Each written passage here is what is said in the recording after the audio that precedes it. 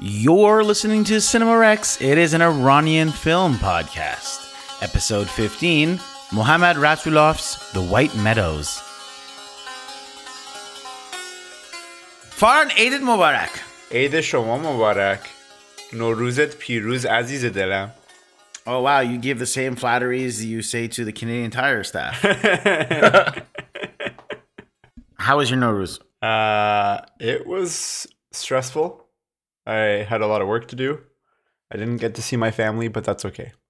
How was your Nowruz? Mine was not stressful at all. I had no work to do. I spent it all the time with my loving family. Must be nice. It's also my father's birthday and my parents' anniversary. Yeah, that's right. All on the same day. Wow. Your dad really racked them up. Yeah. He gets like 1 day for celebration and then he's like back to normal. Gets it all out of the way at once. Durud bar shoma dostan aziz. This is the Cinema Rex podcast where we talk all things Nowruz and New Year's and Piruz and triumphant legacies and happiness and movies and cinema and art and music and occasionally the odd political thing and sometimes tech stuff. Farhan has a corner where he gives therapy advice to anyone who calls in. We've had no callers so far because nobody wants to hear therapeutic advice from Farhan. Farhan, how are you doing today? You doing good? I'm good. Why do you sound like you need a coffee or something? Are you okay? I have a headache. I had to get Tylenol right before I started. But you're like, oh, welcome to the Cinema Rex podcast. Doesn't sound like you had a very fun Nowruz. Do you wanna sit on my couch? I can give you some advice, some therapy. No, what I want to do is introduce our guest for the day because I want to ask how his Nowruz was. Okay, great. Why don't you introduce our guest? Joining us today is Afra Nariman. He is a photographer and filmmaker currently co-directing a documentary regarding women's memories in Iran. He graduated with his bachelor's degree in philosophy from DePaul University in 2020 and with his master's degree in film studies from Dodge College at Chapman University in 2023. He's focused on carving out a space within the film industry as both a filmmaker and a programmer to explore stories encompassing themes such as memory, language, identity, and culture, particularly in approaching these themes from the lens of the Iranian diaspora experience. I first met Afra at the Newport Beach Film Festival, where he graciously programmed Tehranto, and we had a good chance to meet, to chat, to get to know each other. And honestly, he is one of the most well-read, I would say, Iranian film scholars I've ever met. He's super funny. He's really nice. He's very humble. Afra, welcome to the show. Thank you, Farhan. I'm so happy to be here with you and Kaveh and excited to talk about this movie. Afra, I have a quick question for you. Farhan, there was a contradictory thing he said there because he said you're one of the most well-read film scholars, and yet in the same breath he said you programmed Tehranto. So how could those two things be true? Newport Beach Film Festival didn't have that many options for Wow, the shade. Well, Afra, thanks for coming on the show. It was nice to meet you. From Cinema Rex, I'm Farhan Moradi. And I'm Kaveh Mohabi.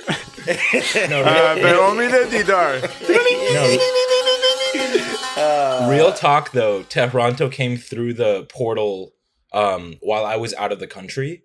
And because it was like an Iranian diaspora experience, they contacted me. They're like, we need you to watch this. Tell us, like, is it something that's like legitimate? Like, should we bring it in? I watched it and I was like, this is the first time I've seen my experience like shown on a film. And so I was like, this has got to be programmed. I got to program it. And we took it from there. It was an honor to program Tehranto. Oh, thank you. I'll send you the $50 in the mail tomorrow. I only get $20 for every time. Yeah. So that's a good. You get a bonus there.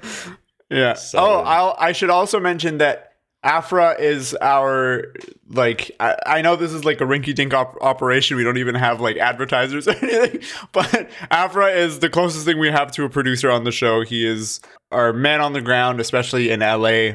Essentially, Afra is instrumental to making the show happen. He's a big part of the show behind the scenes, and hopefully you'll hear more from him moving forward. So excited. From my perspective, meeting him for the first time on Zoom, I instantly realized that he's truly a film nerd who has the best taste in films. And your wall is littered with some of the most beautiful posters.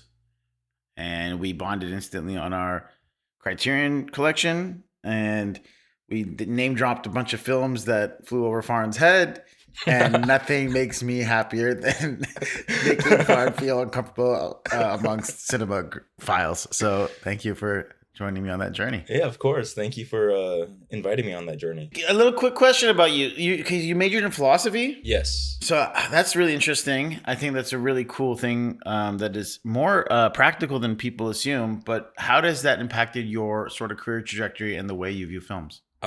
So how it impacted my career trajectory is that I don't have a career because I majored in philosophy. But overall, it's kind of what led me to film. Like, I always loved movies. My parents would show me Charlie Chaplin movies as a kid. And so I had that. I always loved, like kind of like the basic movies like Scorsese in high school and stuff like that. But I never paid attention to directors or themes or things like that until college when I started philosophy. And I would take these classes that would have these themes, and I would search for some outlet. And so I found these movies that explored these concepts like memory and language and existentialism and things like that. And it just kind of like led me to the path of like, okay, I want to do film. I want to study film. And so I got my master's degree in film, and it's just kind of been like a roller coaster since then. I'm imagining you probably watched a lot of Kieslowski and Bergman. Yeah, thank you. Yeah, I knew exactly. He was Bergman and Kieslowski. Yeah. I've watched 18 Bergman movies, and they were all within like a 2-month period because I just like fell in love with his films. So like Bergman, Tarkovsky, Kieslowski, all these filmmakers that like they were pretty much doing philosophy. It wasn't just like philosophical themes you could find in their film, but they were thinkers on their own. How did you spend your Nowruz, Afra? I spent it with my girlfriend and my family. We just kind of hung out at my parents' place.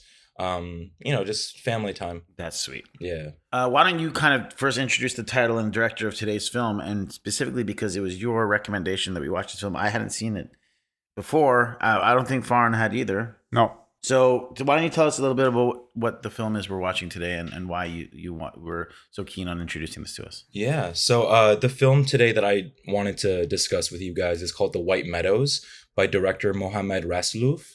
And the editor for the film is also Jafar Panahi. And so the reason why I picked this film is because it is the film that originally led to the ban on filmmaking and the subsequent arrests that Mohammad and Jafar have like dealt with since then. So it came out in 2009, kind of coinciding with the Green Movement. And at that point, the directors were also supporting the Green Movement. This film, as we're going to get into, is like a huge criticism of the regime. And how they were kind of like operating within the country for the last 30 years up until that point. The film follows a lone man who goes around from like island communities that kind of resemble these like villages in Iran.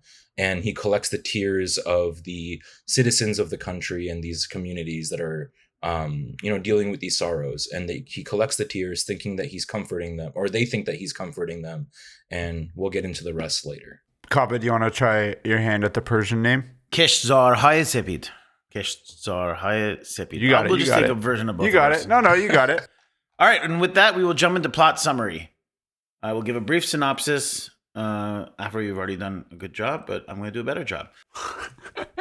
A mysterious man, Rahmat, has been tasked with meeting the inhabitants of the island surrounding the Urumiyeh Lake to collect the tears of mourning and sorrowful inhabitants. Although for years people have been giving their tears to Rahmat, no one knows exactly what he has been doing with them, though some believe he has the ability to turn the tears into pearls, and that with those tears he absolves the sorrowful citizens of their sins. Things take a turn for Rahmat when a teenage traveler, Nassim, smuggles himself on his boat in hopes that he can join Rahmat on his journey in an effort to find his own father. Unsure of what to do with the uninvited guest, Rahmat says that the boy can join him on his travels as long as he plays the role of his deaf and dumb son, claiming that these inhabitants will not be able to unburden themselves of their heartaches if they know someone else is listening. Now, man and boy continue on their journey, all while Rahmat remains tight-lipped about the purpose of collecting these inhabitants' tears. It has a Rotten Tomato score of 80% and an audience score of 100%. So after I begin with you, what did you think of The White Meadows? So it's one of my favorite films. It's actually like one of the main inspirations on something I'm working on right now as well. But the film for me, it's like a parable. I don't think there's quite like anything like it within Iranian cinema. I think like the mysterious aspect of it, the visual aspect of it, the thematic aspects of it, the political aspects of it, like everything is so tight knit, and it's like a 90-minute epic basically. You know, you're following this character.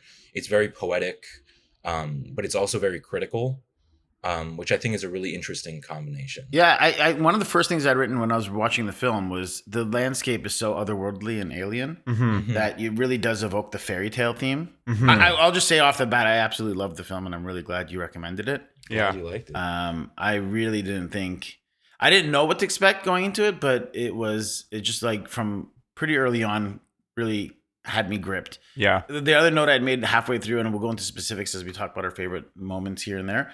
It had a Studio Ghibli vibe to it too. Oh, that's interesting. Kind of. Interesting. If you think about the idea of like this travel going from island to island, whispering into bottles to communicate your sins and tuckling, like there was like that kind of, like it was a fairy tale, but not in the way we think of like Disney-esque fairy tales, but almost like a darker, grim fairy tale, which Ghibli does a lot. And that all kind of added to the atmosphere, the metaphorical elements of every journey, these like little these stops between this boat ride. You know, there was also something very mythological that I'll bring up later, but like this idea, like it evoked images of like the river Styx. I thought it was a beautiful film. There's a lot of moments here and there that I'll get into, but Farhan, why don't you also jump in and tell us how you feel about the film? I hated this. No, I'm just joking. The look on Afra's face. I loved it. I thought it was excellent. I'm glad you recommended it. Similar to what you said, Kaveh, like it definitely felt mythological to me. It reminded me a lot of the Odyssey.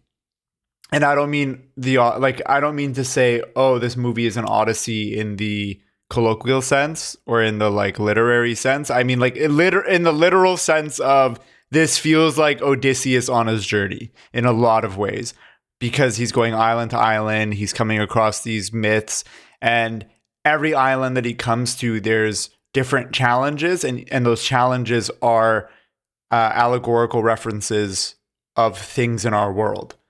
And for me, I caught on that like pretty much immediately. I don't know if it was meant to be a slow burn or what. I don't know if it was meant to be obvious, but that didn't take away from the film for me. In fact, I think it elevated my appreciation of the film more, because then every island he went to after that first one, I was able to start being like, okay, what is this a reference to?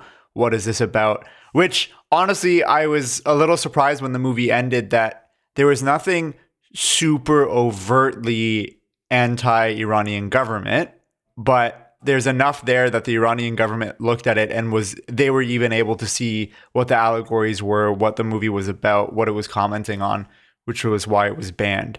So I was actually surprised by that, because in my mind, a lot of the people on the censorship boards are pretty dumb, but I think that that's just me projecting my disdain for them. I think that it shows that they have at least some level of like scholarly acumen, I guess. Yeah.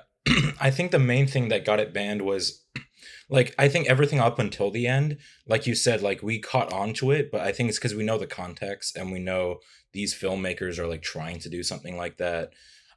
So we can like notice these things. I think also very early on, the film came out in 2009 and Rahmat says, I've been collecting tears for 30 years. And so 30 years before that is right. 1979. Yeah.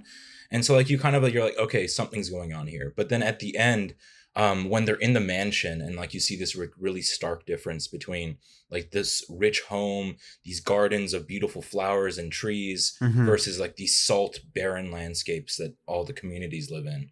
And the guy in the wheelchair, he says something that like Khamenei always says. Like, it's like, make sure everyone's good, or I forgot exactly what it was, but it's something that Khamenei always says every time he's on camera or something. Like it's like his saying, you know. And so like it was very obviously I didn't know shot that. at him. Yeah, I didn't notice it at first either, but the first time I watched it with my girlfriend who's from Iran, and she was like, "Oh my God." And so like that's where it clicked for me.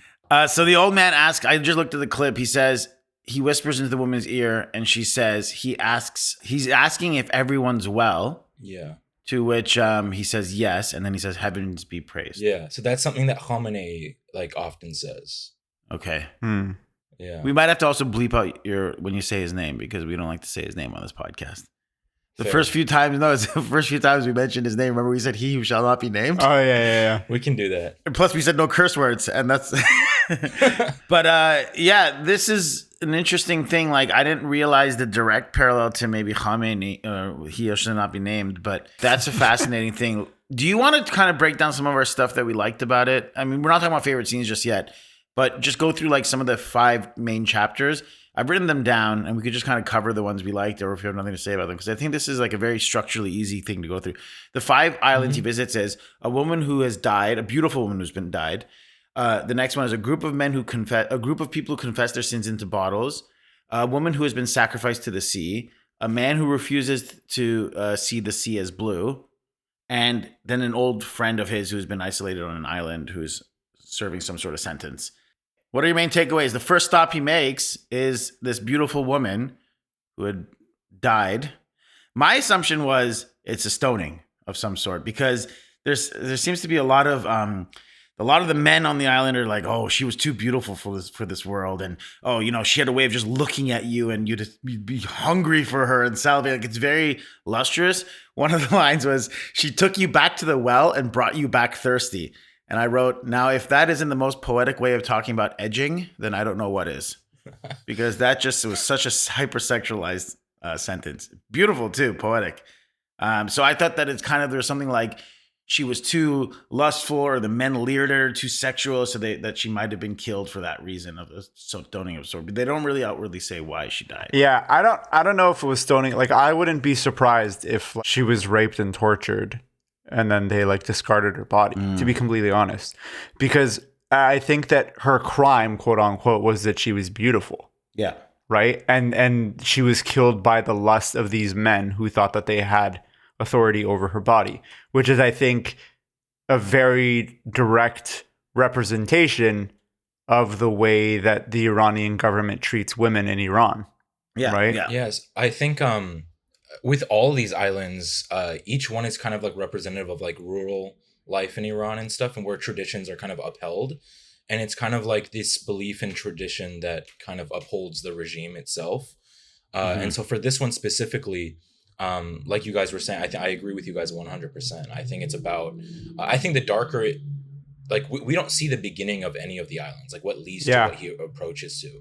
And so I think the darker you infer, it's possible, you know, it could be either of the situations that you guys mentioned, but at the end of the day, I think it's just it's representative of how tradition and superstitions and you know, this like toxic behavior kind of runs how things are dealt with in Iran. Why do you think that it's specifically about rural Iran and not just Iran as a whole? I think it is about Iran in a whole, but I think it's using that as a metaphor almost for like the larger issue. Because like, for example, in No Bears that came out a couple years ago, this setting was a village, and there was like multiple plots, right, in No Bears. And the plot within the village was this idea that like superstitions and like arranged marriage and the gossiping around that is what caused Jafar Panahi so many problems. Sure, yeah. And so that was representative of like the larger issue of how tradition and gossiping has kind of like controlled Jafar Panahi's like fate for the past 15, 20 years. Right. So it's using kind of like the rural this, setting to, I got you. Yeah, to speak about something larger. And it's the idea that like, I think there needs to be a cultural revolution as much as a political one. Yeah, for sure. Like to that point too, that I would extend it to say that the way that this woman was treated is a representation of the way like women all over Iran are treated. Yeah. Like, I think a perfect example is what happened to Mahsa Amini, right? And I think that didn't happen in a void, and she's not the only one who suffered that fate. Women all over Iran suffer that fate for sometimes for more, sometimes for less. And I think that this first obstacle or challenge or instance that he comes across in the film is a representation of that. Exactly, yeah. So then he continues on his journey. He collects the tears of the mother of the young, beautiful woman who's died. And we see that Nassim has smuggled onto his boat in place of the corpse. He had thought that the corpse had been boarded onto his boat, but it's this young boy, a teenage boy, who is telling him, I want to go with you to, I heard you go travel from island to island, and I'm looking for my father. At first, he doesn't want to have him join him, but he relents because there's a whole back and forth about how if you take me back, people will know you tried to look at this woman's dead body. So he reluctantly has him join him, and they get to the second island, which is a group of people. Well, before we get to the second island, Yeah, Kaveh, what did you think the boy represents? youth in Iran. What do you think, Afra? I think, youth in Iran. And I think it's also important in tangent with, I think Rahmat is a stand-in for religion. And so, like, throughout the film, he's approaching these people with sorrows and comforting them. And it's kind of like the idea that, like, religion is used for comfort in Iran, but it's really hypocritical. And the way the film ends, it's like, okay, you're using this religion as comfort, but it's actually feeding, like, he pours the thing into the sea at the end, and he pours their tears. So it's like, it's kind of this cycle of abuse that, like, religion comforts, but it's also causing your sorrows. And so the idea that, like, the teenage boy follows him and wants to be on that journey, it's kind of like the idea that, like, it's very easy for the youth to latch onto religion when they don't have their father, for example. That's interesting. Yeah, when they don't have something to, like, look at, they're latching on to the easiest thing they could find. And in Iran, the easiest thing you can latch on to for comfort or advice or guidance is religion. And Damn, dude, that's friggin' insightful. I didn't even catch on to the fact that That's interesting. He's totally a metaphor for religion. Yeah. I have a slightly different, similar view. So I think the sea is actually a reference to religion. It's the symbolic metaphor for religion. And when we get into the next island, I'll talk about it more. And with each island we get to, I think it becomes more and more clear, at least to me, that the sea is meant to be religion and spirituality. But to me, the boy represented two things. One, it represented curiosity and wanting answers. And the second thing was wanting an escape. Right. So he's stuck on this island. He's isolated. He has no way in or out. The only connection they have with the outside world is through this guy who's this, like, embodiment of religion, and only through this guy's expression of what religion is. And so their whole connection to the outside world is this guy. But he knows that his dad has gotten away. Right. So he's trying to get off. He's trying to escape. He's trying to get out of Iran, be reunited with his father, and he's in search of answers. And I think that we'll get to what happens to him later, but to me, that's what he ends up getting punished for. But let's keep going. So they get to the island. First, you see the very charming blind character who is combing the beaches for dead birds. He finds a shoe, a sandal, and he returns it to the first stop, which is this old woman who. What was the purpose of the old woman again before they get there? Oh, yeah. The old woman. So this is where I first started to pick up on maybe the water is meant to be religion. And I actually wrote down what she said. I think the water is definitely religion. Yeah. So the old lady mentions that the sea didn't used to be this salty, and that the more and more people have sinned, the saltier it's gotten. Water, in a lot of the films that we have reviewed, water is meant to represent nourishment and life, right? And so for a lot of people in Iran, that could be spirituality. It's about that spiritual nourishment and and having a source for your life, right? Is that water, is your spirituality. But for the last few years, because of people's sins, right? Which is ironically the things that they think they're doing right, which is like the adherence to this fake religious institution that they have on these islands.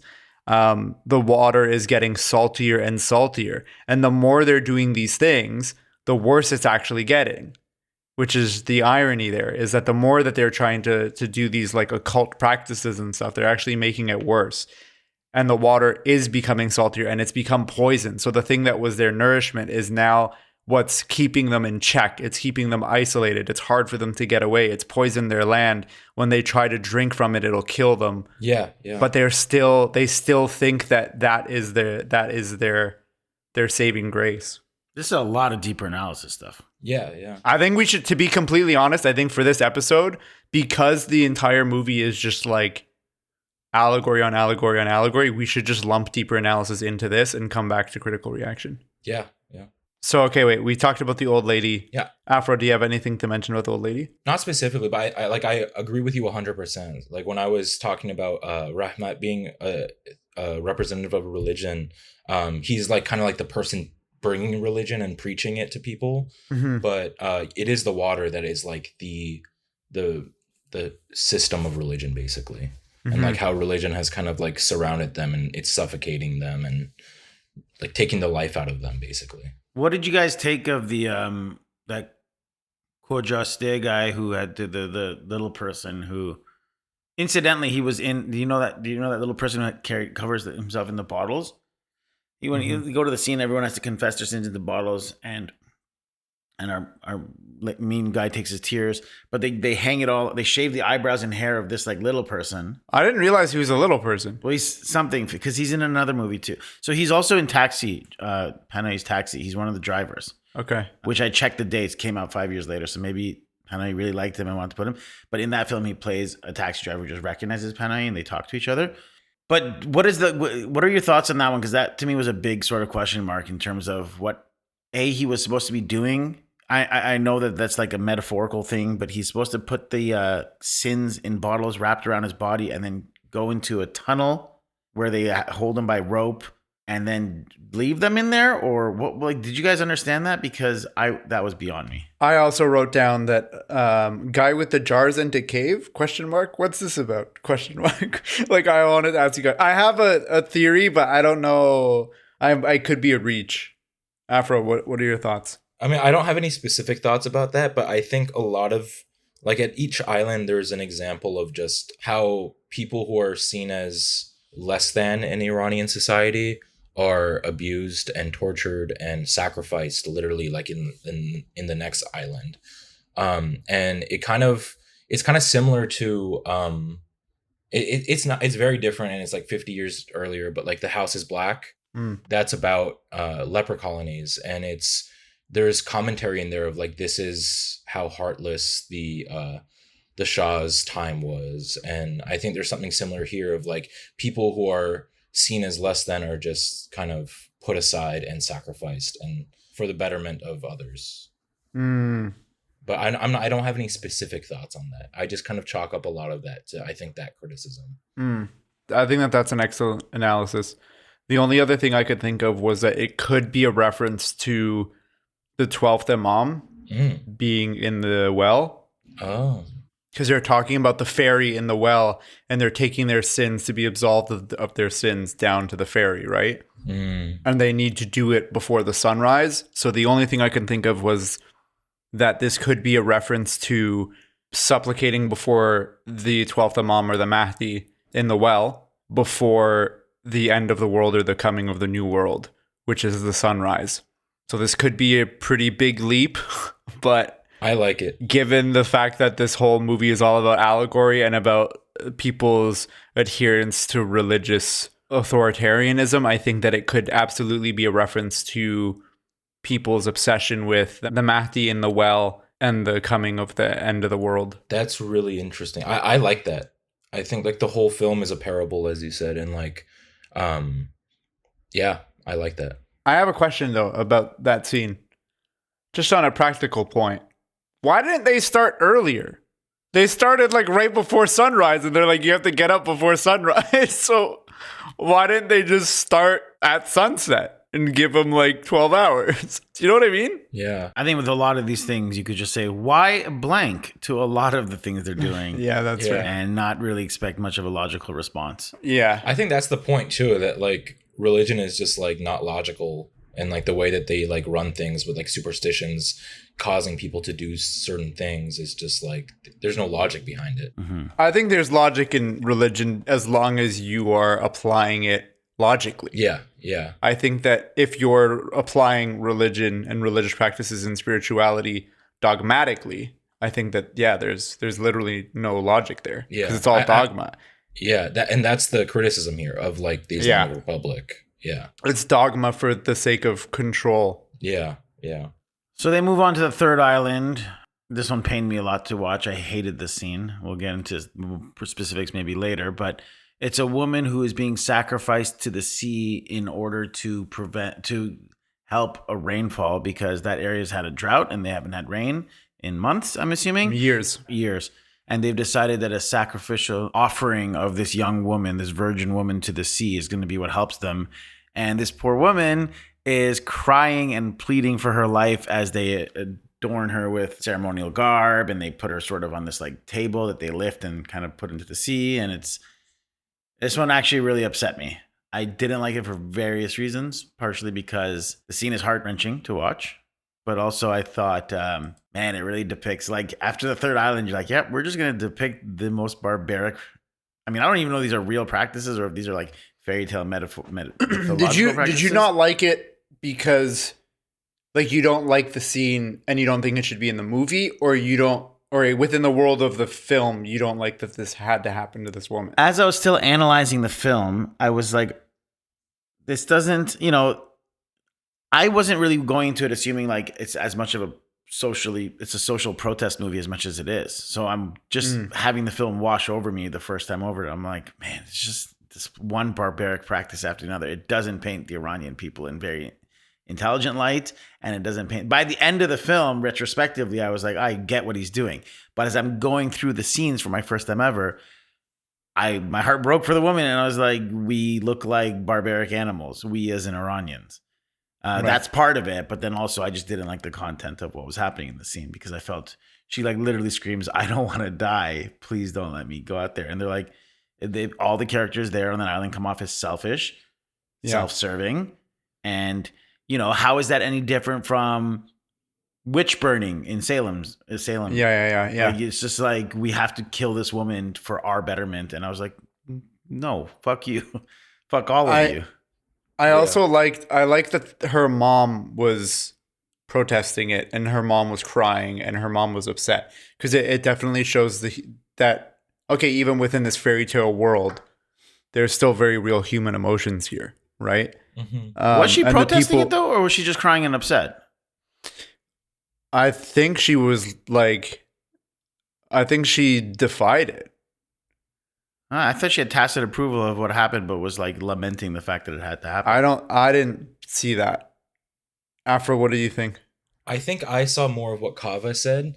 But I think also it's hard because I think like in a community like that would do that.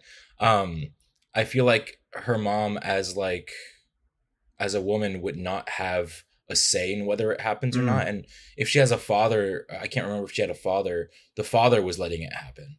And I think that's the important aspect. Right. Yeah. I mean, she like the one thing we definitely see is her regret.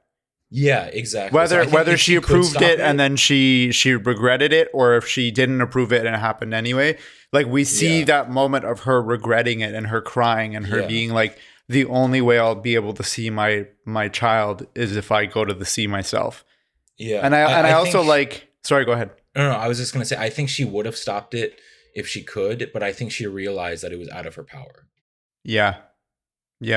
She also, when she's dying, she doesn't just say, I don't want to die. She says, I don't want to be a bride. I don't want to die. I don't want to drown. Like, she says all of these three things. So coming back now to the deeper analysis on that, to me, it feels as though this is an instance of forcefully marrying women away to men and forcing them to basically be shackled by a patriarchal society. And that while we're seeing her literally drown, right, or it's implied that she's about to drown, right? I think the idea is that women in Iran who are being forcibly married to men and have to live in a patriarchal society, they are drowning. And even and the elders know, the mother knows, and she cries. So even if she goes along with it, the mom still knows ultimately the fate that she's going through. Yeah. I also want to point out that I was shocked that they removed her veil. Did that stand out to either of you? No. I didn't realize. I didn't realize either. Yeah, he like fully takes her veil off and like sees her, and like you see all her hair, everything. Maybe it's the idea that like for them that's defiling her. Oh, you mean like from the production of the film standpoint? Yeah. This film, I'll get into that when I get to behind the scenes. I know it got banned, but I'm like... No, this wasn't even just banned. This wasn't made with the approval of the government. It literally was an underground film. Sure, no, I understand. But what I'm saying is I'm shocked that Rasoulof and Panahi were ever released from prison or allowed to live after this. I'll get to that in behind the scenes. So there's 2 stops he makes at the next island, and the one thing that I wanted to draw on is I found it amusing, and I smirked and nodded my head, but my anger and frustration I had with the woman being married to the sea was brought into full light of what the messaging of this film was. When you notice that there's a monkey on display for like the entertainment of the masses, and they're all sitting in a room, and the monkey, if you recall, gets a say in whether or not he wants to marry, even though it's part of the production. He's like, "Come on, monkey, come on out," and then you see a chimpanzee. I think so. Or a little I don't know. and he's like Some kind of ape. It looks like the monkey almost from Friends that Ross had, right? Like a little bit of the capuchin monkeys sort of thing. She's wearing like a little tutu dress, and if you remember, they knock on the door and it's like, for the show, the guy's like, "Hey, we're gonna ask you 3 times if you'd like to get married, and if you deny all 3 times, you won't get married." And the whole part of the play that people are laughing at is the monkey gets a choice in who marriage is, and instantly I was like, "Oh, that's such a funny side-by-side parallel." The very next scene is this freaking monkey. A monkey gets a say in their marriage, and this woman does not, and she's sacrificed to the sea. And that's when I think that was intentional. Of course, yeah. And that's when seeing it for my first time, not knowing that that's where it's going to go, Rasulov's full presentation came into full light to me at that moment, which is, so I kind of liked it paralleled with that scene. It's also interesting the way that scene is presented, because he goes into this room. Perceivably, this is kind of like, this almost seems like a pit stop for his peers, like other people who are in the same industry as him, right? And they're all sitting around a room, and there's someone at the head of the room, and he's like, "Yeah, the man with 1,000 faces is going to be married. We need everyone to take their sorrows and put them in this bag." So someone's going around with a bag and being like, "Pull it from your heart, pull it from like the deepest corners of your heart, put all your sorrows in this bag." And it's another like occult practice that they're doing, right? And so you think that it's similar to the other islands where there's these weird like religious ceremonies happening. And then once they reveal that the bride to the man with 1,000 faces is a monkey, everyone starts laughing, and you realize, oh, everyone here is in on it. Everyone here knows that this is all fake and it's all BS, and they're all in on it. What was your takeaway of that, Afra? I was actually like, this is the only scene I didn't have a takeaway of. Like, I was really interested to see what you guys would think, because the scene with the monkey, like, I think it goes as far as just the parallel as Kava talked about with the previous island. But I was trying to think, like, I feel like there's something intentional about the man with 1,000 faces, but I can't quite put my finger on it. Yeah. To me, it felt like it was a situation of like how mullahs and a lot of these people high up in the Iranian government, they're like, don't drink, don't do this, don't have sex, don't do all this stuff. But then they have their secret parties where they're all getting smashed, and they have prostitutes and all this stuff. So I think that it's... Sorry, or even one removed from that is these could be just Rasoulov's like targeting the people within the film industry or entertainment industry who are complacent. Whoa. Because here you have people who are entertaining an audience, a director who's directing an actor who's a monkey wearing a skirt. Yeah. And it's like, let's all just do this. So it's like, maybe this is a targeted kind of wagging of his fingers at the complacency of other filmmakers or other artists in the art industry. Yeah. I like that. I think I haven't watched all of Rasoulov's films, but at least Panahi is very, I think, critical of like what film is and what film can do. So I think that's an interesting takeaway. Why don't we go? I'll let you, Afra, since you seem to have written a lot about this next section. I'll just set it up for you. But the man who is being punished for not saying that the sea is blue is the next stop he makes on his journey. Yeah, I think that's the epitome of like, they're trying to change your truth, you know? And it's like this idea that like everybody needs to follow this one dogma, and no matter what. And I think it's very specific and purposeful that the concept being discussed here is so arbitrary, as if it's the color of the sky. Like, it's so arbitrary, and I think that's the point. Basically, I think that scene is so important because truth is so varied for so many people, but the regime and tradition tries to keep one dogma as your truth. And so I think it's very important and purposeful how arbitrary this truth is, as far as like what the color of the sky is. It's so arbitrary, it doesn't really matter, but they're so adamant on making him follow what they believe. And they say like his eyes are wrong. His art is wrong because he colors the sky a different color. They try to wash him in the salt sea. They make him stare into the sun. They even pour urine down, like into Not his just eyes. urine. Like, they want to fix monkey his eyes. urine. Monkey urine. Yeah. But basically we find this character who's convinced that what he sees is different than what others see. For him, the sea is not blue. It is a different color day by day. For this man, truth is varied. It's never stagnant. It's never absolute, which I think that's what truth should be. But I think in Iran, because of the Islamic Republic and how they try to initiate dogma into like everyday life, they try to take away what everybody's personal truth is. And he ends up, as we see later in the film, he ends up being prosecuted, tortured, blinded, brainwashed, imprisoned, and practically enslaved for just thinking that the sea is a different color. Mm-hmm. And I think he's that's an like which is I think important to mention. Exactly. It's not just a guy. He's specifically an artist, and he's being persecuted not just because he sees the sky a certain way, but because he refuses to conform in his art. Yeah. I think this is he's a stand-in for Rasoulof and Panahi. Yeah, and just the censorship in general that is forced upon artists throughout the government. Yeah. I think the main, like on top, just to like hang a lampshade on everything you're saying, it's like it's about censorship, which is essentially what all of you guys are saying. But also, there's some reference to the widespread torture practiced by the regime to force false confessions. Yeah, because the guy tells him exactly. He tells him, just say that the sky, even if you don't believe it, just say the sky is blue, and they'll stop. And he refuses. Yeah, that was my favorite. That was my favorite quote that I had prepared. Nice. Yeah. So, yeah, that's a really poignant moment in the film, and heartbreaking and beautiful. Do you think the fact that he sees the sky as red specifically means something, and the fact that he no longer sees it as red or as blue, but he sees a new color the next time they ask him, like, what do you think that's a stand-in for? I think it's just a stand-in. Like, things change, you know. Like, we shouldn't be governing the world the way we were 100 years ago, the way we were 50 years ago. Like, but why did he pick red? Do you think it was just like arbitrary that he picked the color red? It was communism. I didn't think of it until now, but I think it's also interesting. The next one is green, which is the colors of the flag. I don't think there's anything there. I don't know. That's an interesting. I didn't think of that before. Kava, what do you think? If you had to put money down, if you guys had to make a guess, what do you think it's a reference to? Blood. Gun to your head, you have to. What'd you say? Blood. Yeah, Kave. Communist Party of China. Well, between the two of you, I think I would agree more with Afra.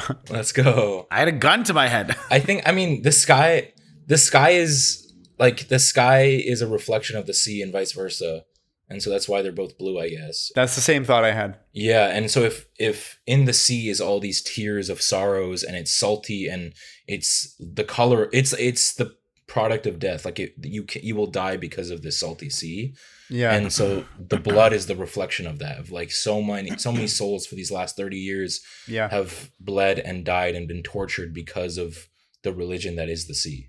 Basically. But also, I was going to add to that the religion, which is the sea, right? And it's this idea that they're like, well, no, it's blue. Yeah. And he's like, well, no, it's not blue. It's red. It's red. Like, I think that's exactly what you're talking about. It's like they're surrounded by the blood. Yeah. And later on in the film, we do see that. We see that the water is surrounded by blood. We'll get to it. But also, even just from like an aesthetic point of view, in the film, the sky isn't even that blue. No. Neither is the water. Yeah. They're white. Yeah. They're like completely void of color. Yeah. It's a blank canvas, basically. Yeah. But why do you think the last color he sees is green? Because like the red, I immediately thought, okay, red is like death and blood and it's all these terrible things. But then the next thing he says after they torture and all that, he's like, no, it's a different color today. It's green. I think he says that. I might be he does say projecting that. green. No, I didn't remember if he said green or not, but I know he said it was a different color. Yeah, I thought he said green, which would be interesting because I mean he's saying it with a smile on his face, like maybe he sees hope in in being that. What year did artist this movie come out? 2009, the Green Movement. Yeah, during the Green Interesting. Movement. That's what I was just thinking. Yeah. So I think he sees hope. Like if more people like him are refusing to abide by the false truths of the regime and to try to call out, no, there is blood, there is there is these like bad things, and like refusing to abide, and being the artist to do that as well.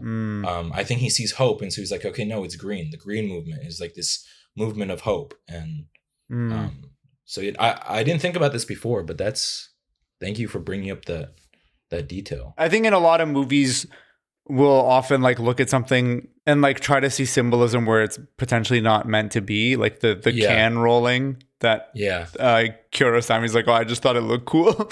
No, half of Kiarostami's things that people read into is just him like, oh, it just happened, and I was like, it looks cool. Yeah. But I think with a movie like this, and this was also why I was suggesting that we bundle in deeper analysis with the conversation about the film. I think with this movie specifically, every single detail is some kind of symbolic representation for something. Absolutely. Absolutely. It's presented as a parable from the beginning. Like this lone man who we don't know why is doing this really obscure thing in this really like barren mythological landscape. They set it up so that it is supposed to be allegorical. Yeah. Okay. Kava, what's the next part of the journey? Well, I was just going to add that we forgot to mention along the way, when the woman is being sacrificed to the sea, Nassim decides to go and try to save him, and is punished for doing so by stoning. Yeah. The people in the village are upset that he does that, and they stone him within an inch of his life. Rahmat brings him back on the boat and tries to help him a little bit, but he's sort of like in and out of consciousness, that by the time they get to this island with the monkey and the guy refuses to see the sea, he stays on the boat because he's still like incapacitated. But then they get to the final island, which is an old, not colleague, but someone who clearly has an old history with Rahmat, who is essentially a prisoner on this. He's isolated alone, living in this like house on this tiny island. And Rahmat has brought the man who refuses to see the sea as blue, and has brought Nassim, who is still unconscious, and they shackle them up, right? And they spend the night there. I mean, the man asks him to stay the night because he's like bored, and I have confessions to tell you. And they wake up, and this part to me was quite jarring. They wake up that night and to realize that Nassim has died. Yeah. Quite unceremoniously. Yeah. And did you remember who threw the first stone at Nassim? He did. Rahmat did.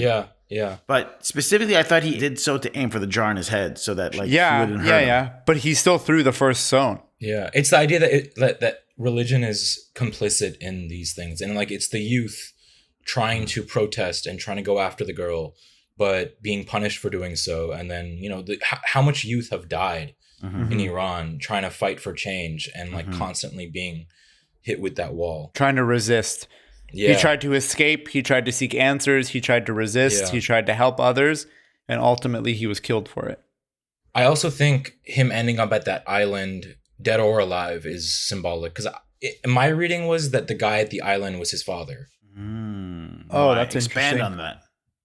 I think, he said that he had left years ago. The only thing he knows of how he would look is that he's much older. This is a very old man. I think he's there for, we don't really know why. He's kind of like the warden of this like weird prison. And it looks like he's just kind of had every like hope sucked out. He has no way of escaping that island. I think, again, like it's all like kind of like reading into it. I don't know if it's true, but I feel like it was a very specific point that they, at the beginning, the first thing we learned about Nassim was he's looking for his father. His father would be much older, and he just wants to stick along with him until he finds him. So I think he ended up kind of finding him. But obviously neither would recognize each other, and he was dead anyway. Yeah, I could see that. Yeah, I think his father was like one of the first to resist, because there was a movement of people who were resisting at the beginning in like the early 80s. And the executions in the 80s, the tortures, the imprisonment of like political prisoners. And I think he's representative of that. He's like one of the ones left, and he's been kind of like just left to rot. That's interesting. The warden felt a lot like a lot of the foot soldiers in like the IRGC to me. Because it's these people who are in these positions of authority, right? People are dying under their watch. they have some say over what's going on. And they think they're in with everybody, right? They think they're on the know. They think they're in. But at the end of the day, they don't get to leave the island either. They're given these empty promises to subjugate the others, the other people around them. And at the end of the day, they don't even know what the true reality is outside of this bubble. They can't leave the lake. They're also stuck there, right? Yeah. So I wouldn't be surprised. And a lot of and I'm talking about the young people who are basically brainwashed into the IRGC, right? That's and I his feel later like this movie. is it? This is There Is No Evil is basically That's it's interesting. different. Yeah, it's different versions of how, because like you have to the young men have to serve in the military, and a big part of that for most of them, they have to end up being the ones that do the executions. Yeah. And so, So similarly, I Yeah. think this warden, Yeah. he's enacting the executions and he's pushing the agenda, Yeah. but he's still kept at a distance and he's kept isolated and he's used here as a pawn. Exactly. He's a pawn. Yeah. Kava, what was your reading of the warden? One thing I thought was just like a jarring moment with that film was with that jarring moment within that scene is he dumps the body of the boy, and they have to use weights because the salty water makes everything so buoyant, and you know they fill it with rocks, and then he uses this like wooden buoy to kind of like mark where he's going to be, and then a wider shot reveals that it's just dozens upon dozens of wooden buoys, and that part of the area is not just water; it's like a mass grave. Yeah. Of Which prisoners. The island is Evan Prison, maybe. It's essentially, you could assume because you saw the young person go in there, that's a mass grave of young people who have been killed there. Yeah. Yeah. Or Well, especially because when the little boat first goes through that, it's first wading the water there. It starts on the wide shot, and you just see like tons and tons and tons of these wooden buoys, and you don't know what it is without context, right? Yeah. And so when I was looking at that shot, I was like, "Wow, this is beautiful." I don't know what this is, but this looks beautiful. Like it looks ethereal. It almost looks like they're wading through space, and these are stars or whatever. And then once he dumps the body in, you realize, oh, those floating bits of water are essentially grave markers in the sea of youth over the last 30. Yeah. And it was horrifying. Yeah. So then moving forward, we get to the final destination, which Afra, you sort of summed up very nicely, but do you want to go over again? Like he ends up in this rich man's home, and we reveal that the final purpose of collecting all these tears was to wash his feet. To wash the feet of an elderly rich man, and also Yes. heal this minor cut that he has. Like he has a small wound on his leg, and he's like kind of washing the wound.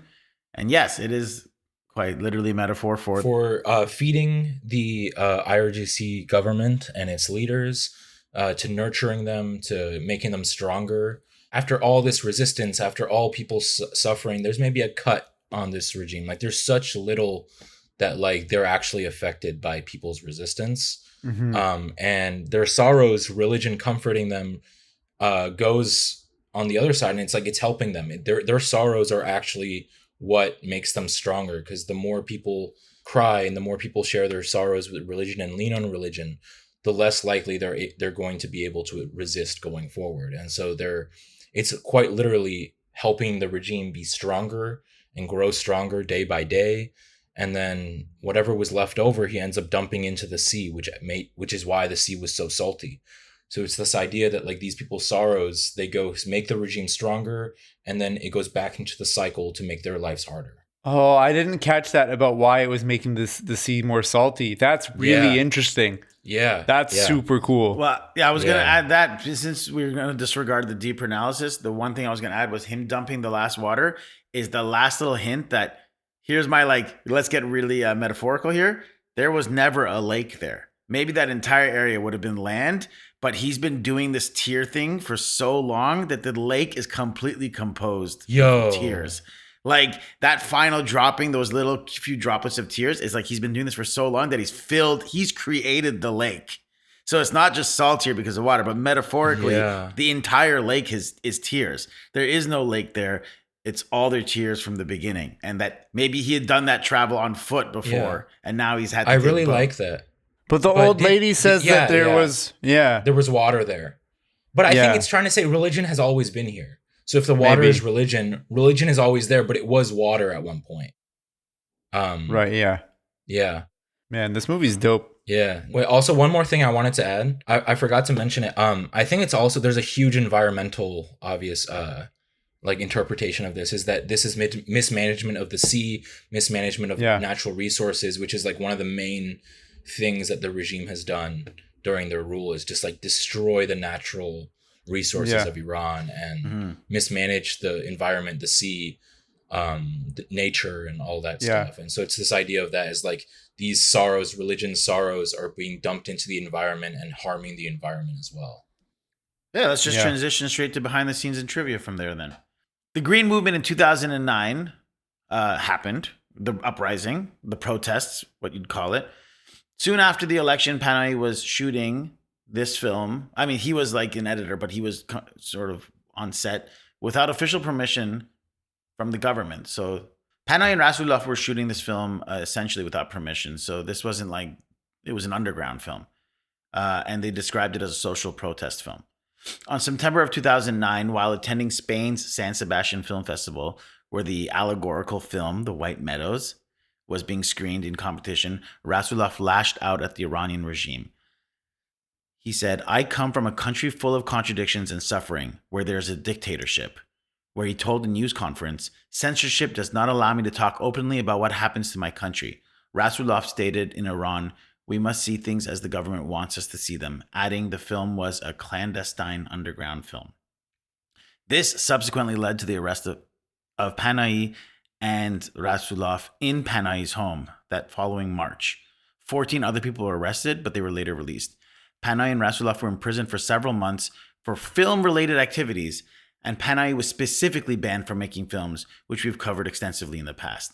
50 prominent filmmakers, actors, and artists wrote public letters to the judiciary asking for the release of Panahi and Rasoulof, correctly reminding the authorities that in the past 30 years, it was the filmmakers who, as cultural ambassadors, brought worldwide prestige to the name of Iran. For the first time ever, Kiarostami also published an open letter condemning Panahi and Rasoulov's arrest. It stated that Jafar Panahi and Mohammad Rasoulof are two filmmakers of the Iranian independent cinema, a cinema that for the past quarter of a century has served as an essential cultural element in expanding the name of this country across the globe. They belong to an expanded world culture and are part of the international cinematic culture.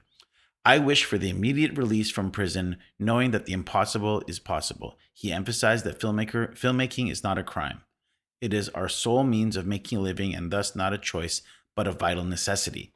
Many notable Western artists in the film industry, including Steven Spielberg, Martin Scorsese, and Oliver Stone, also expressed solidarity with Rasoulof and Panahi. I thought it was interesting. Kiarostami's letter kind of sounded like Panahi's speech that he wrote from prison when they presented No Bears. Like this emphasis on independent cinema. I thought that was really interesting. Yeah, Panahi has also written a letter during his time when he went on hunger strike the first time he was arrested, which is a similar thing too. Is just that it's not just that cinema is their art, it's like their livelihood and their life. It's like their bloodstream. Yeah. In January 2011, the Film Foundation and human rights organization Cine Foundation International launched a video protest mechanism called White Meadows, named after this film, developed by Erickson de Jesus. The Jesus from The Big Lebowski? Yeah, no one with the Jesus. The video mechanism allows anyone in the world to record a short video statement about Panahi and Rasoulof. I went to the website. It's now no longer in working order. In October 2011, the Appeals Court of Tehran Province has issued its rulings for Panahi and Mohammad Rasoulof. The quote was, "The Appeals Court of Tehran Province has issued its rulings for Jafar Panahi and Mohammad Rasoulof, who are sentenced to prison terms and bans by the lower court. Jafar Panahi and Mohammad Rasoulof were charged with acting against national security and propaganda against the regime. Following the defendants' objections and requests for appeal, their cases were reviewed by the 54th branch of the Appeals Court in Tehran Province. The Appeals Court then issued its final rulings upholding the verdict against Jafar Panahi, but reducing Mohammad Rasoulov's prison sentence to 1 year, which is why Rasoulof was out sooner." This film, like Mohammad Rasoulov's other films, has never once been screened in Iran. Damn. Publicly. Yes, publicly. Have you heard of these like underground cinemas in Iran? Yeah. They're super cool. Yeah. Is it just taking place at someone's house? Usually, yeah, it'll be in like people's basements and stuff. Critical reactions. This film won the Krzysztof Kieslowski Award for Best Film at the Denver International Film Festival. It was a 2009 nominee for Golden Seashell at San Sebastian International Film Festival and 2010 nominee jury award at Tribeca. And at the Dubai International Film Festival, it won 2009's Best Actor for Hassan Pourshirazi, who plays the lead, the man collecting tears. 2009 Winter Special Jury Prize Best Feature as well. All right, let's just get to our favorite parts. Best scene for me was the scene with the man who refused to abide with the color of the sky. Why? Why? Because I think it's the heart of the movie, and like I didn't know about Mohammad Rasoulof's speech that you just read, and the fact that he even said like in our country we're told what to believe as the truth, or he said something like that. Yeah, I think that's the heart of this scene, and it's the heart of the movie of like truth is altered, and like people on all islands don't know where their tears are going. They don't know what's happening. It's this idea that there is no truth. And I think at the end of the day, Panahi and Rasoulof, for me, are like these preservers of truth in Iranian society. All their films are about uncovering these truths and bringing them to light. And so this character, the stand-in for these filmmakers, for these artists who keep telling you, no, something is wrong, something is different. This is not the regime. What the regime says is not true.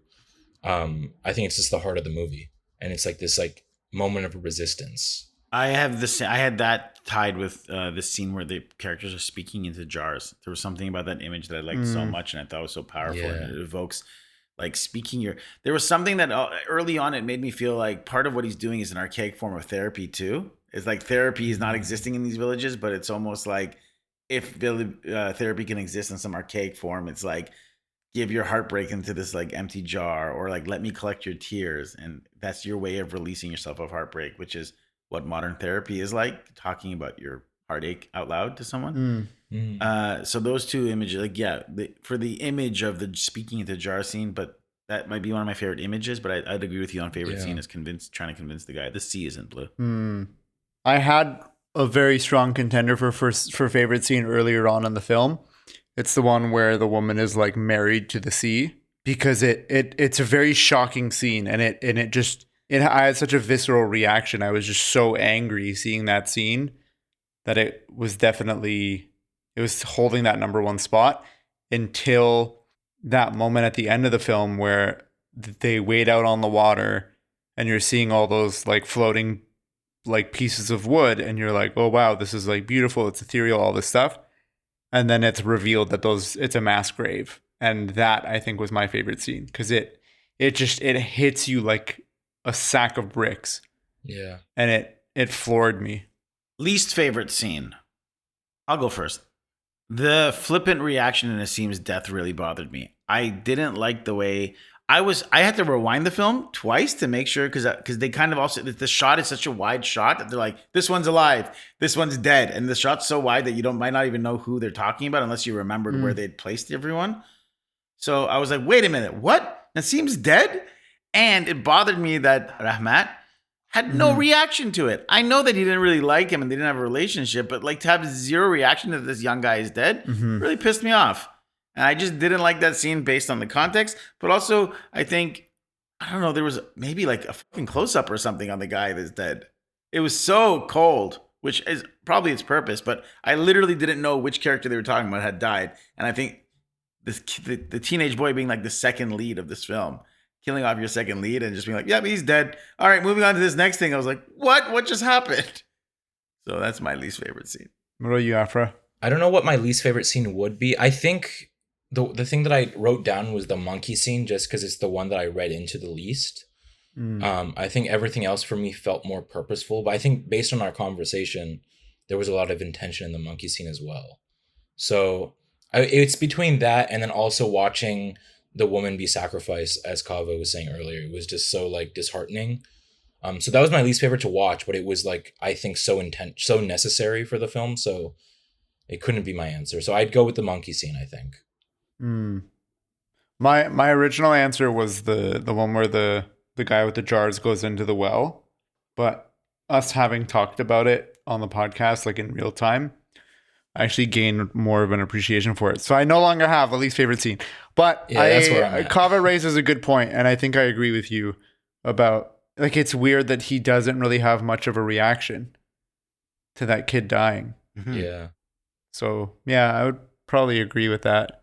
I think he's seen it happen so much, like given all those dead bodies as well. Like The thing he is, knows he it's clearly happening. cared about the kid Yeah. because he tried to get him out of the stoning, right? Yeah. Yeah. So we see that he cares about this kid, Yeah. but then like 2 scenes later, it doesn't make sense. Which is why cinematically it's so confusing because I think he literally doesn't say a word. Mm. The other guy's like, this one's dead, this one's alive, and the guy just helps them drag on the boat. And I was like, did I miss something? Yeah, he I dead? couldn't Is he even tell really which dead? one. I couldn't even tell who was dead and who was alive. Yeah. Until like we revealed who was alive. Yeah. I think with him being like kind of the representative of the person who preaches religion and all of these things for these last 30 years, I think like he's kind of hopeless, but like he does care a little bit. He wants to get out of it. But like you said about the warden, I think it's a similar thing where he's just kind of like being controlled, and it's like he's almost been kind of indoctrinated into this. But like I think the boy reminded him of like there is hope maybe. And so he was trying to help him out, but then his hope was killed when he died. And Do you guys think it's possible that he doesn't normally pour the tears into the sea at the end, and that maybe he's getting rid of it? He's like pouring it into the ocean to kind of return the tears to the dead bodies because of the impact that the kid had on him? I literally just thought of this right now. Like this isn't. yeah. That's interesting. But I think it's more I think it's very necessary for the tears to have been going there to make the sea saltier, where it's like this mismanagement of the sea and it's water that's too salty to drink, to go into, to open your eyes in. And I think that's such an explanation for all the problems earlier on, that like it needs to kind of be something that he's been doing. There's Yeah, also, maybe. I just had a realization too of like, because it's getting saltier, as we've pointed out, that because more tears have been added, it's interesting that the elderly woman thinks, oh no, it's the people's sins that have made it saltier. If you sin less, it won't be salty. When it's the exact opposite. The hypocrisy of that is, no, people are crying because of the things you're putting onto them. And it's not the sins. It's the things you're doing to them that's making the sea wild. But the older woman's perspective is if people just stop sinning, the water will stop being salty. Like even And they just keep repenting and having more and more guilt over things because that's bashed over them, which results in more and more tears. They're told they're the wrong ones. Yeah. Damn, that's poetry. I've been doing this for 30 years, but each time I sit with someone and hear their sorrows and collect their tears, it feels as though I'm doing it for the first time. Tears are hollowed. 30 ساله دارم اشک مردمو میگیرم. هنوز هر بار به یه مجلس تازه وارد میشم میشینم جلوی یه نفر تا در دلشو بگه و اشکشو بگیرم. انگار همون بار اوله. اشک حرمت داره. There's a lot in that one line. One is he's been doing it for 30 years, which is a reference to the fact that this is 30 years removed from the revolution. Also, the fact that this guy is going around collecting tears, I think is really fascinating. That it's like, this is a guy who's furthering the agenda of the regime, essentially, right? And he's going around and he's farming tears. He's farming the sorrows of people. Like, this is intentionally what he's doing. Like, that is banging you over the head with what the intention is there. Do you know what I mean? And I really like it because then he says, each time I do it, it feels as though I'm doing it for the first time. Shows that there's still humanity in this guy, even though he's essentially profiting off the sorrows of these people, right? And at the end of the day, it almost has like no value because of what it's being used for. This still shows the human element of him there. Which is, it feels as though I'm doing it for the first time. It's still hard for him to do. And he mentions that to the kid when the kid says, oh, this is a lot easier than I thought it would be. He's like, no, it's very difficult. You'll come to learn how hard this is. And then he says, tears are hollowed. And the fact that he's referring to these tears as being like holy and they need to be treated with respect and reverence. And then he pours it all over the feet of this disgusting theocratic piece of garbage. It's such an inversion of that quote. So that's a really good point as far as like it being he still has humanity in him, because I think that shows Rasoulof and Panahi's like maturity in this criticism, where they're I think they're avoiding looking at this issue as binaries of like there are those pro regime and there are those anti regime, because like if the whole film is kind of like this protest film of like, we want change at the height of the green movement, we want change, we want change, we want to grow forward, we want things to get better, you can't get rid of everybody who's like a regime puppet right now, you know? And so it's the idea that like, okay, there are still people out there who are doing their bidding that have humanity that we can maybe reach. And perhaps that boy reached that guy, you know, he reached Rahmat, and Rahmat cared about him. He had a little hope for a little bit. And I think, I don't know, it's avoiding binaries. It's making it a more complex human issue. Yeah. I just liked it for this poetry, and though I don't really agree with what the woman's saying, the older woman's quote, which is, "The fairy's been in the well for 300 years. The seawater has never been so salty. When the fairy angrily left the sea to go to the well, the sea wasn't half as salty. People didn't commit so many sins back then. Tell them not to sin so much. If they sin less, it'll become fresh water, and fire will have no smoke. The earth will be green." 300 سال پرید تو چاهه. هیچ وقت آب دریا اینقدر شور نبود. روزی که پری به قهر از دریا در اومد و اومد تو چاه، شوری دریا نصف اینم نبود. معصیت اینقدر نبود. به مردم بگین معصیت نکنن. اگه معصیت کم بشه، آب دریا شیرین میشه. آتیش بدون دود میشه. زمینا سرسبز. I just liked it because it really kind of hit the atmosphere and tone of this fairy tale logic. It felt like that, again, that Studio Ghibli fairy tale sort of thing that I was talking about. So I just thought it was like a nice character moment from a character whose perspective I don't agree with, but I just liked the wording of it. Afra, your favorite quote? It's the same scene I've been talking about, just with the guy who doesn't know the color of the sea. He says, "What color is the sea?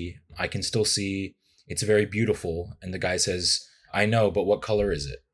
"It's another color today. It's blue, isn't it?" And then the guy says, "Just say it's blue and give us a break." And then Rahmat comes up to him and says, "Say it's blue. They won't pour animal urine into your eyes to cure you. It's another color today," he says. بگو اینم دریا چه رنگیه؟ هنوز میبینم. خیلی قشنگه. میدونم قشنگه. بگو اینم چه رنگیه؟ خیلی قشنگه. امروز یه رنگی دیگه است. آبیه دیگه. آبی؟ دلم هستم از هر بچه‌ای بپرسی میدونه آبیه. بابا یه آبی بگو شر رو بکن دیگه. به صلاحیت بگی آبیه. میخوام پیشاب حیوان تو چشات بریزن خوب بشه. تو هر رنگی میبینی ببین. ولی یه کلمه بگو آبیه.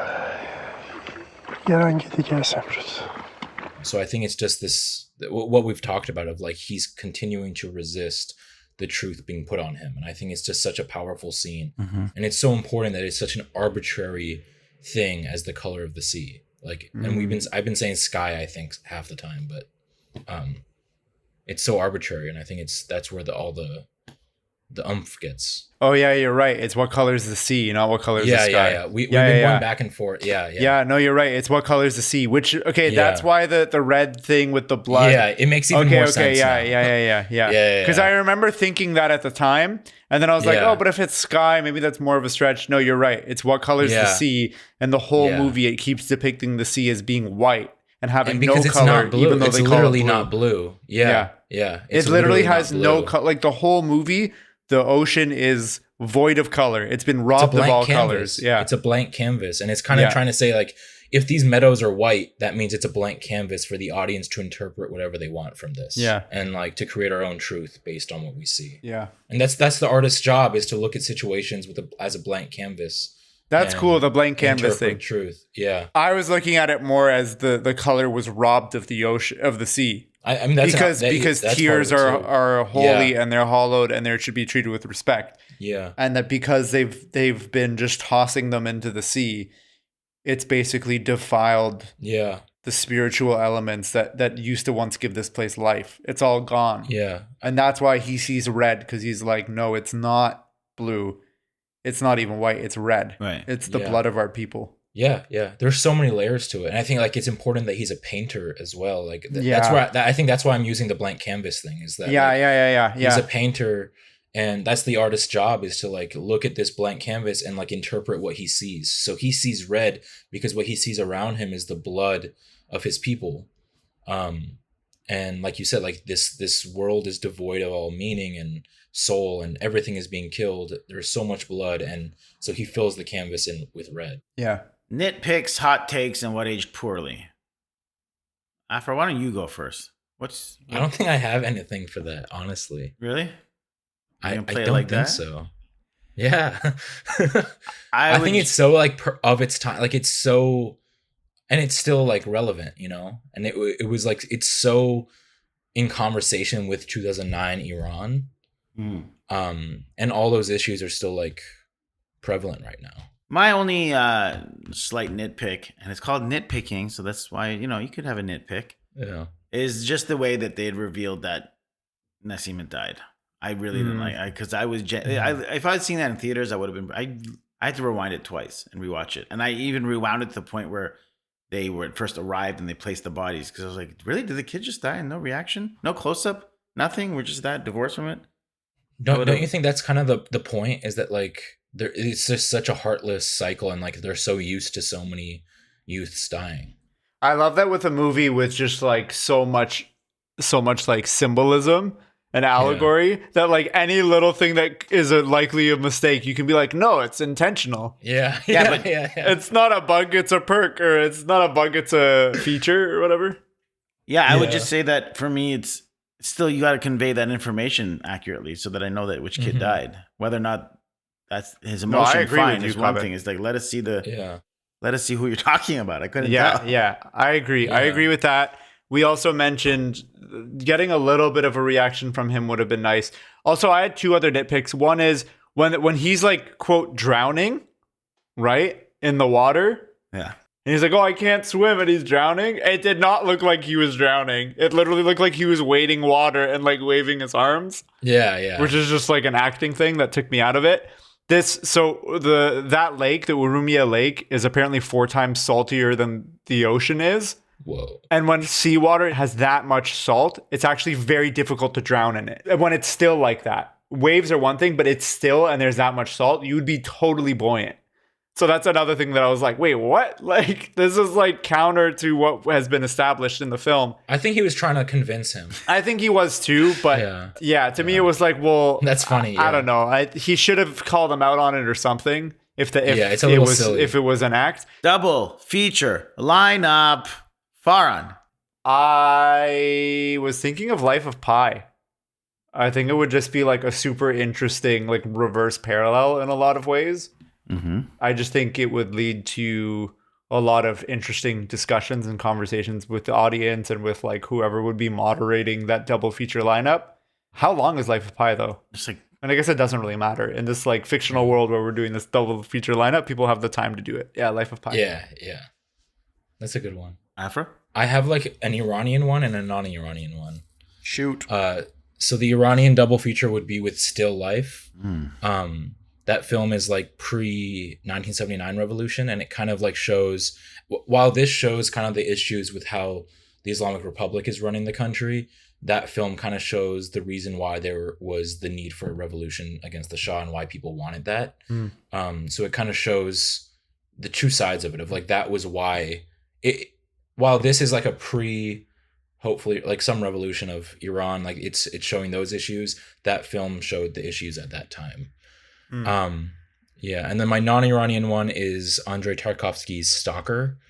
I think it's really interesting because it's showing the time of the USSR, and it was kind of the very opposite of what's going on in the White Meadows. Whereas the White Meadows is critiquing the Islamic Republic, which is pushing religion on people. Stalker is showing what happens when you take the option of religion out. And so it's the main character is somebody who's very faithful but has lost, he sees no hope in the world anymore because of the USSR's control. And he's on this journey with a writer and a scientist, I believe. And you're getting all these perspectives. It's kind of a very like slow burn journey into this very mythological surroundings. And you get the conversations that are kind of very opposite. And it shows how different cultures, different countries at different times deal with similar issues, but in very different ways. And that's how cool. The conversation is different for everyone. I like that one a lot. Yeah, that's my like main one. You double feature those two and I will be there. Yeah. I had a difficult time finding thematic corollaries to this film. I kept looking up films about death. Can I guess yours? Yes, but I don't think you'll get it. Back to the Future 2. So I couldn't find any thematic corollaries to the films. I kept thinking about movies with death or journeys, road films about death. I couldn't think of any proper ones. But so I ended up coming to two fairly obvious corollaries. The Angelina Jolie action movie called Salt and the most recent movie thriller comedy Saltburn because of all the... No, I'm just kidding. Not those movies. I was going to kill you. There is no evil by Rasoulof because of Yeah. the obvious parallels between subject matter and same director. Like you could do a double feature of those two films. Or take Panay's This Is Not a Film, which was the first film he did during his ban. It'll be a tough night at the cinema, especially with There Is No Evil. But This Is Not a Film. It's almost like you could do like a crash course on Iranian history, cinema and history with those two films. So play this after. Play White Meadows followed by This Is Not a Film, and you could like have a pretty good story to tell too in those two films. What would be your main one between those two? This is not a film probably because it's like not as dark. Fair. It's different. It's a different tone to it. I wanted to add this opening scene corner. This is Kave's opening scene first image thing, which I don't do every episode. But despite what the very first image is, because the first image is him gathering his tools for the tears thing, I actually noticed very interestingly on the credits during the black screen. Do you remember what you hear? No. The sound of cavernous rain, like drops dripping from like a cave-like setting. Like you hear drip, drip, drip, and it almost sounds like the way water would be dripping from a cave. Like you hear the echo of it. And knowing that from the logline, this was about a film about a guy collecting tears, I was like, oh, that's a very interesting poetic way into this film, is hearing this dripping. So That's also with my double feature with Stalker, like that was Tarkovsky's thing. I think Farhan mentioned it earlier, was that like if water in is always representative of like life and things like that. In all of Tarkovsky's films, there's a scene with water dripping indoors. Yeah. Which is like this moment of like nobody knows. There's all these interpretations of why he does that, and it's like this big thing. But it's this idea of like, because for Tarkovsky, I think it was like in the outside world they banned religion, and for him that meant like there was no hope, and so he had it indoors. And so I think that sound is a really interesting parallel to that as well. Mm-hmm. He has scenes in some of his movies where there's like no Foley except for the sound of dripping water. Yeah. Can this be a modern Hollywood remake? Afra? No. I think it could be reinterpreted. Like something like I'm working on something that's like inspired by it, but it's not anything like it's not the same. It's not close to the same thing. Fair enough. I think it can be pointed to things as far as like the aspects of being a parable. It's a lone person doing something for a purpose, but I don't think Hollywood could remake this. Warren? I feel like if someone took a lot of artistic liberties, they could. But I think that you would have to completely change all the allegories. And then at that point, it's basically just a different movie inspired by the original. But like you could definitely make a movie packed with this much symbolism and allegory in like this like what you think is a post-apocalyptic world in the US. And instead of being like surrounded by water, it's like in the middle of like, what's that? There's like an area in the US where there's just like tons of desert. What's that called, Afra? Death Valley? Death Valley. Like you just have a bunch of little like isolated communities in Death Valley that are like not allowed to leave. And then at the very end of the movie, he leaves and he just goes to like a regular town in the States. Yeah. And you find out that, oh, this isn't actually a post-apocalyptic world. Yeah. It's just a bunch of isolated communities that are like indoctrinated in this cult. And you find out that the cult is like run by the American government or like the upper echelon of the US. Yeah. Like you would have to change it, but I think it's like doable-ish. The structure is something that could remain. Yeah. Kava, what do you think? Yeah, why not? I would hire as a producer someone like Marjane Satrapi, pair her up with Tim Burton, and do an animated style in the style of Corpse Bride. Oh, interesting. Do like a stop motion version of this film. Yeah. Bring on more of the River of Styx metaphors and the mythological characters. Keep the same stories. Get an Iranian storyteller to work with someone like a Tim Burton, like Nightmare Before Christmas. I know he didn't direct that. He produced it. Get that feel. I would, these don't have to be perfect films. Worse crimes have been done in the remaking of films in Hollywood. So this would be something I'd be open to. Cool. Interesting. Cool. Yeah. After you're telling me a part of you wouldn't be a little intrigued to go see that if you heard that was happening? I would, but it would just be like annoying. I don't know. My thing with remakes is also like I think I respect them more than most people. I used to really hate remakes of things, but I think honestly watching Kiarostami's Certified Copy has kind of changed the way that I look at this thing, because in that film, like, there's talking about how like the copy can lead to the original. And so I think with a lot of remakes, it does lead people to the original, and like it helps preserve the original films, the original work. I've never seen William Friedkin's the remake of Wages of Fear, which his name is it Sorcerer? Sorcerer. I've never seen it. So but good. But see, that's the It's thing. so Like, it's good. widely acclaimed by a lot of cinephiles. Yeah. That it's a very. Have you seen Wages of Fear? No, I haven't seen Wages of Fear. Oh my god! I know. Wages of Fear. Clouseau's Wages. One of the first Criterion DVDs I ever bought. That's so good. And so I have never seen Sorcerer because I just love the original so much. But I've heard it's really good. And so, it can happen where these films get remade and they surprise you. Farhan hasn't seen either of those movies. No, I was just over here waiting for when we're going to get to best favorite performance. Oh, yeah. How do we skip that? I don't know. That's good. Okay, good.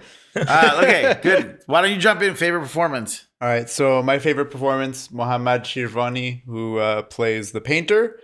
I think one of the more obvious answers would probably be one of our two main leads, but I just find that they have less to work with.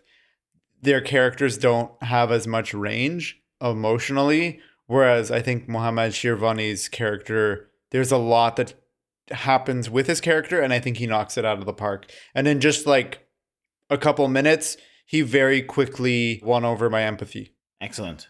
Afra? Probably also Mohammad Shirvani, but to mix it up a little bit and like talk up the guy who plays Rahmat, Hassanpour Shirazi. Shirazi. I think he does an excellent job because one, he doesn't have a lot of dialogue, but we spend so much time with him. Mm-hmm. And like I think he really commands our attention. There's complexity there, like we were talking about. Like, does he care about the kid? But he doesn't care when he dies, and like there's such complexity and humanity within him. And like I think there's times where we're rooting for him, and then there's times where we hate him. And so yeah, I think he does a really excellent job of kind of like balancing the film for 90 minutes. I give it to Hassanpour Shirazi for the reasons you said, Afra. Just a lot of like silent acting, which is not easy to do.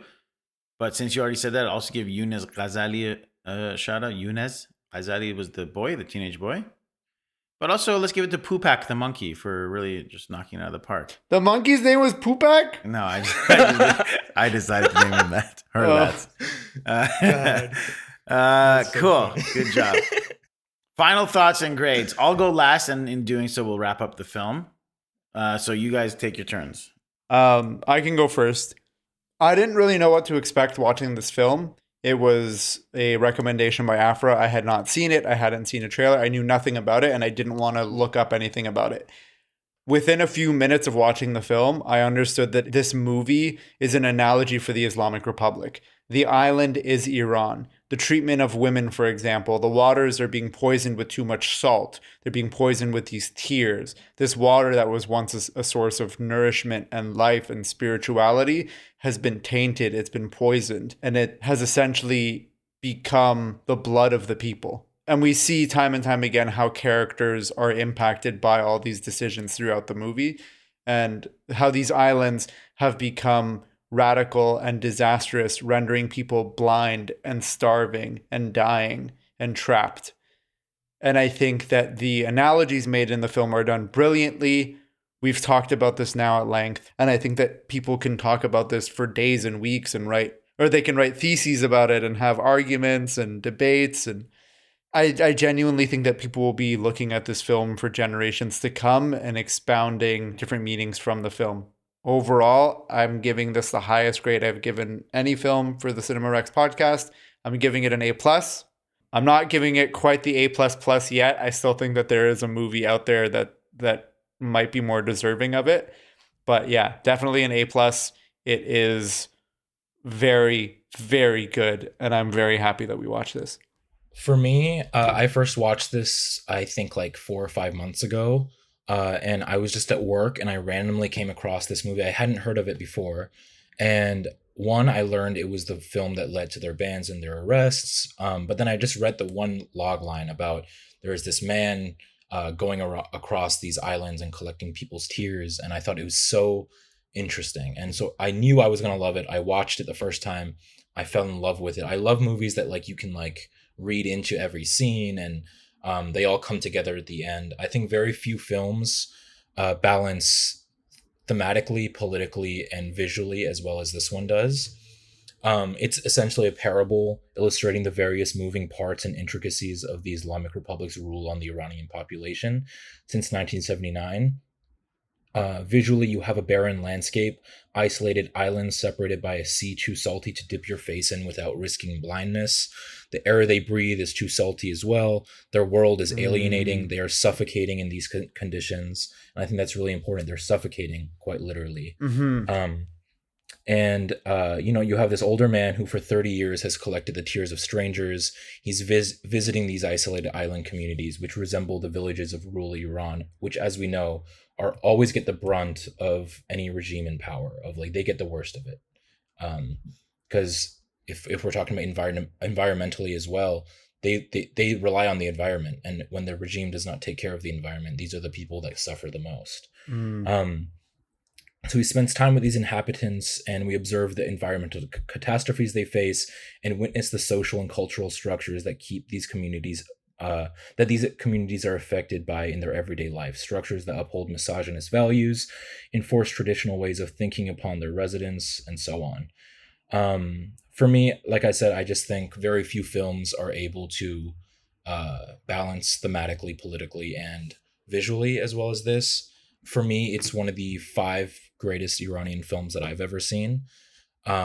It's one of the most important, I think. I always say, I think the films of Mohammad Rasoulof and Jafar Panahi in 100 years are going to be the films that people look at the most from Iranian new wave cinema. I think it's just so, it's such a time capsule of its time. It reveals truths, and with the context of they're doing this illegally, they are risking their lives, their careers, their families in revealing these truths and telling these stories. There's just so much emotion and power behind every scene. So for me, it's an A++. Damn. Yeah. That's the first A++ of the podcast. Let's go. Afra swoops in and just tosses a grenade. I'm doing it. All right, Kaveh, let's hear from you. How do you feel? An A. My grade is an A for this film. It's near perfect.